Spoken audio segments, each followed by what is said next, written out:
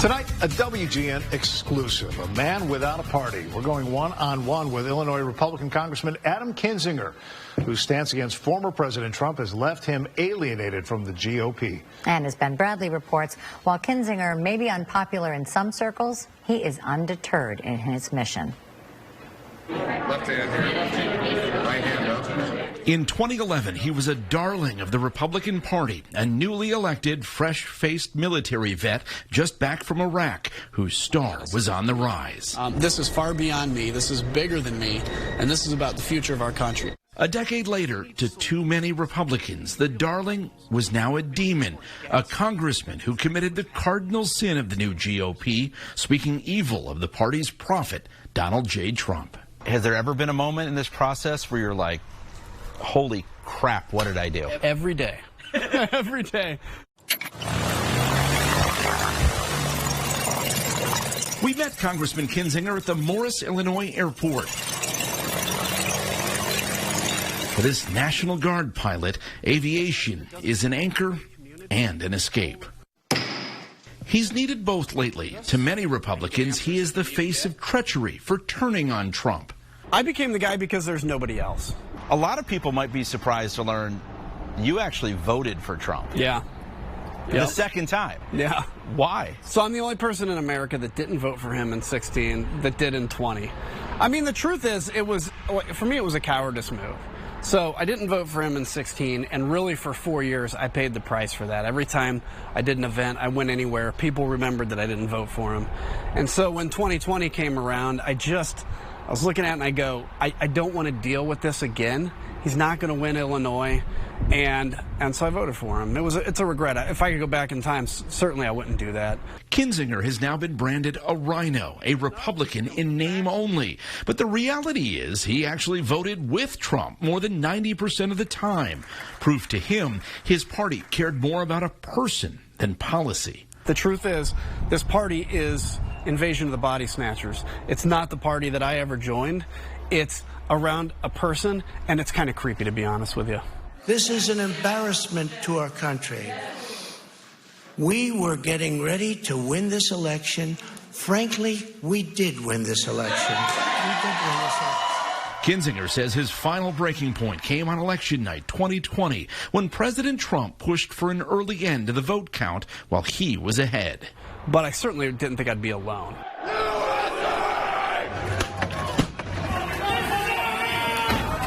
Then came January 6th.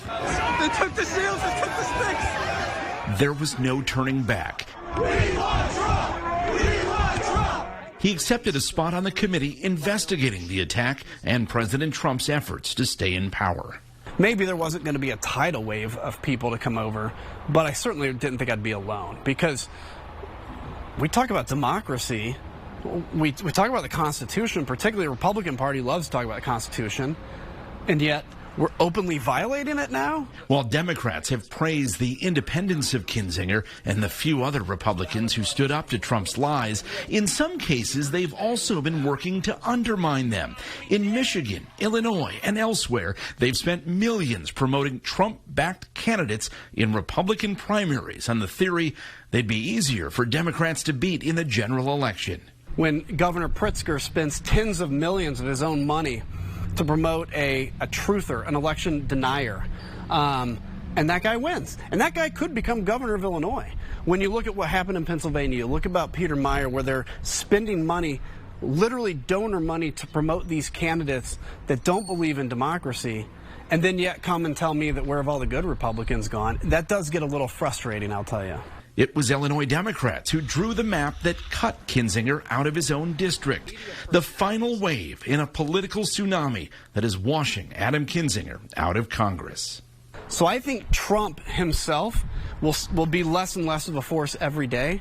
My concern is Trumpism has been learned, and there are people that will use Trumpism now to maintain power. But when you leave Congress here in just a few months, in the Trump versus Kinzinger war, has Trump won? Yes. Yeah, he won. In the short term, at least. Look, I mean, there's no use in pretending that somehow I've scored some major victory and saved the party. 6 terms, 12 years, but he's only 44 years old. Is this the end? Kinzinger admits it's a bit of a gamble.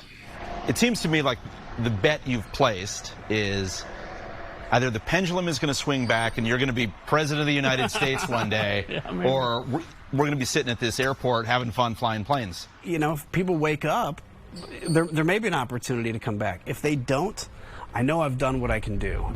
And that takes us back to an interview with C-SPAN the newly minted congressman did on January 5th of 2011. I don't have kids yet, but I will someday, and I'm very concerned and passionate about leaving them a country that's far better than the one I inherited. It's a very, actually, hard plane to fly. Much has changed in the dozen years since that interview, and Kinzinger says it has changed him. Just had a kid, and I know one thing. I know that regardless of what happens, when he reads about this time, you know, he's gonna be proud. He's gonna be proud of his last. Dang it, you did get me. I know that, you know, at some point he is gonna be proud to be a Kinzinger, and I have a lot of colleagues with young kids that can't say the same thing, and I wouldn't want to be in their position. Kinzinger passed up a run for governor, but does not rule out running for president one day. He'd also like to see more than 2 viable political parties in the United States. He said many Americans, like him, feel like they are without a political home. Back to you.